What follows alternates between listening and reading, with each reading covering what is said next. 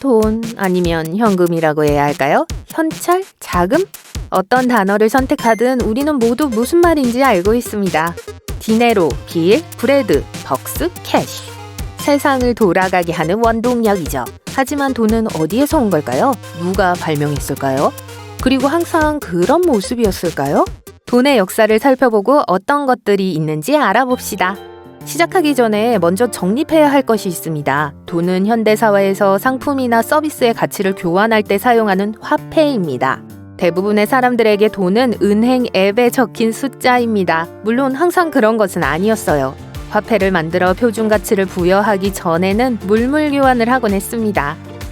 8,000년 전 고대 문명에 대해 이야기하고 있어요. 이 사람들은 남는 물건을 이용해 서로 직접 거래했습니다. 여러분이 양을 기르는 농부이고 이번 시즌에 생산한 양모가 여러분과 가족 전체에게 충분한 양이라고 가정해보세요. 따라서 잉여 생산물이 남게 되죠. 하지만 감자를 재배하지 않았기 때문에 매일 요리를 만들기 위해 감자가 필요해요. 다행히 이웃인 존이 감자를 재배하고 있고 그는 겨울옷을 짜기 위해 양털이 필요해요. 물물 교환을 하면 모두가 행복해집니다. 하지만 시기가 어긋나서 존의 감자 수확은 끝났지만 양털이 자라려면 1년을 더 기다려야 한다고 가정해보세요. 그러면 어떻게 될까요? 이런 교환을 중지할 수 있는 방법이 있다면 어떨까요? 메소포타미아 문명과 같은 고대 문명에서는 이런 문제가 자주 발생했어요. 그래서 그들은 오늘날 우리가 회계라고 알고 있는 일종의 장부 기록을 시작했습니다. 이를 통해 관청에서는 누가 누구에게 얼마를 얼마나 빚졌는지 기록할 수 있었죠. 처음에는 밀, 양모, 가축 등의 품목을 기록했습니다. 소를 교환할 때 영수증으로 사용되었던 이 아름다운 조각처럼 말이죠. 시간이 지나면서 메소포타미아인들은 모든 부채를 표준화된 계정 단위로 기록하기 시작했습니다. 믿기 어렵겠지만 최초의 표준화된 회계 단위는 곡물 세켈과 조개 껍데기였습니다. 장부 기록 덕분에 초기 문명에서는 누군가 가치를 저장하고 원할 때 언제든지 현금화할 수 있는 일종의 시스템을 만들 수 있었죠. 참고로 인류는 이러한 상업적 거래를 추적하기 위해 문자를 발명했어요. 그렇게 화폐가 탄생했습니다. 하지만 당시에는 아직 동전의 형태에 이르지는 못했어요. 그보다는 누군가 얼마나 많은 가치를 저축했는지 그리고 그것을 무엇과 교환할 수 있는지에 대한 회계사의 말이 전부였죠. 이는 그다지 신뢰할 수 있는 방법이 아니었기 때문에 문제 해결자들은 가치를 추적할 수 있는 물리적 방법인 동전을 발명했습니다. 그래서 인간은 교환을 통제할 수 있는 방법을 만들었어요. 동전 가방으로 소 한 마리를 살 수 있었죠.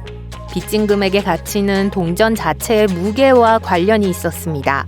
이것이 주화 시스템의 시작이었어요. 하지만 나중에는 동전마다 다른 가치를 부여하기 시작했죠.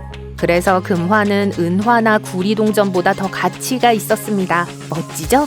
기원전 400년경, 역사상 이 시기에 도시는 점점 더 커지고 무역은 국제적인 수준에서 이루어졌습니다. 하지만 각 나라는 동전마다 다른 가치를 부여했어요. 이탈리아와 터키에서 은의 가치가 같지 않았기 때문에 새로운 문제가 발생했죠. 표준화된 환율이 필요했습니다. 몇 세기 동안 우리는 주화 시스템을 작동시켰어요. 하지만 곧 사람들은 귀금속과 값싼 금속을 섞어 위조 동전을 만들기 시작했죠. 그래서 일부 문명에서는 지폐로 전환하기 시작했습니다. 그리고 세계화 덕분에 이런 추세는 전 세계로 확산되었습니다. 여기서 세계화란 무역을 의미해요. 무역은 세계의 한쪽인 유럽에서 다른 쪽인 아시아로 상인들이 이동할 수 있는 수단이었어요. 마르코폴로와 같은 상인과 탐험가들은 계속 왕래하면서 일부 아시아 국가들이 종이를 교환 통화로 사용하고 있다는 사실을 발견했습니다. 그들은 유럽에 종이를 도입하는 데 도움을 주었어요. 17세기에 유럽 최초의 은행들이 지폐를 발행하면서 지폐가 유행하기 시작했습니다. 돈은 나무에서 자라지 않는다는 말 들어보셨죠? 그 이유는 누군가 화폐의 유통량을 결정해야 하기 때문이에요. 그렇다면 누가 결정할까요? 그리고 무엇을 기준으로 결정할까요? 그 역할은 정부에 맡겨져 있습니다.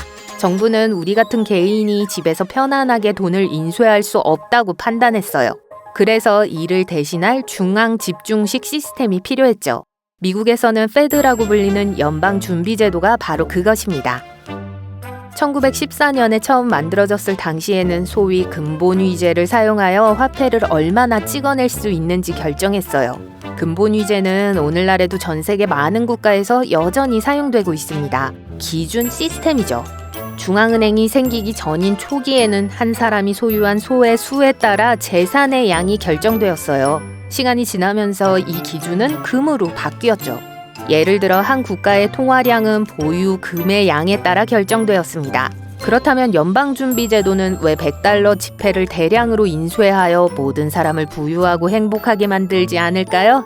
그렇게 하면 지폐의 가치가 모두 사라지기 때문이에요. 이 과정을 인플레이션이라고 하는데 적게 사는데 더 많은 돈이 드는 거죠. 사람들이 아침에 빵을 사기 위해 돈으로 가득 찬 비닐봉지를 들고 걸어 다니는 사진 본 적 있나요? 인플레이션이 통제 불능 상태일 때 이런 일이 벌어집니다. 물가가 시시각각 치솟고 같은 물건을 사는데 더 많은 돈이 필요하죠. 지폐는 짧은 거리에 택시비를 지불하거나 간식을 살 때 등 일상적인 거래에서는 매우 편리합니다. 하지만 지불해야 하는 금액이 큰 경우에는 그렇지 않아요. 1950년대와 60년대에는 기술의 발달로 지폐를 플라스틱으로 바꿀 수 있었어요. 그래서 은행에서 신용카드를 발명하여 거래의 일부를 은행이 가져갈 수 있게 되었습니다.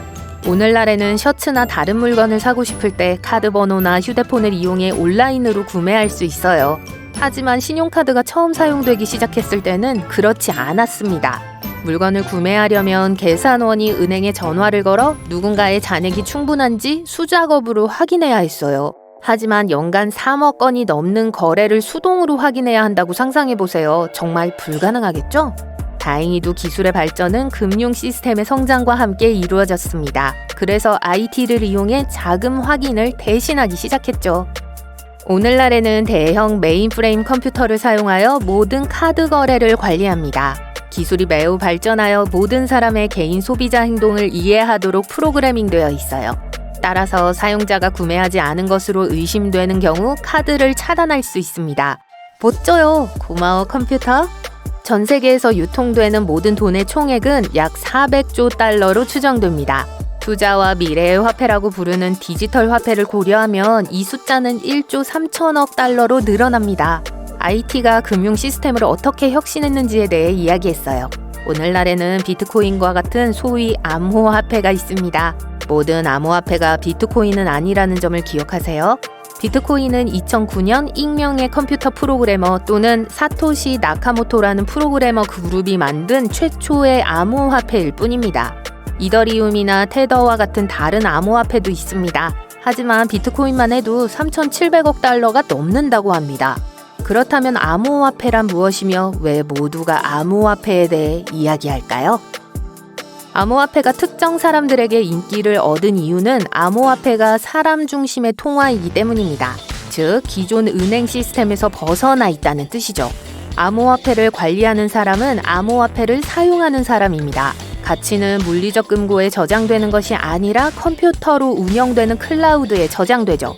또한 달러처럼 중앙은행에서 발행하지 않으며 근본위제와 같은 가치의 근간이 되는 기준도 없어요. 암호화폐는 채굴이라는 과정을 통해 생성돼요. 기본적으로 컴퓨터 소프트웨어가 어려운 수학 문제를 푸는 것과 같아요. 문제를 가장 먼저 푸는 컴퓨터가 경쟁에서 승리하여 비트코인을 생성합니다. 하지만 비트코인의 가치는 금과 같은 표준에 기반하는 것이 아니라 사용자 간의 신뢰에 따라 결정됩니다. 다소 복잡하게 들릴지 모르지만 초기의 동전이나 신용카드 같은 다른 혁신과 마찬가지로 대다수의 사람들이 받아들일 수 있는 것으로 입증되기까지는 시간이 좀 걸릴 거예요. 그래서 돈을 무엇이라고 부르든 간에 돈은 정말로 세상이 돌아가는 원동력입니다.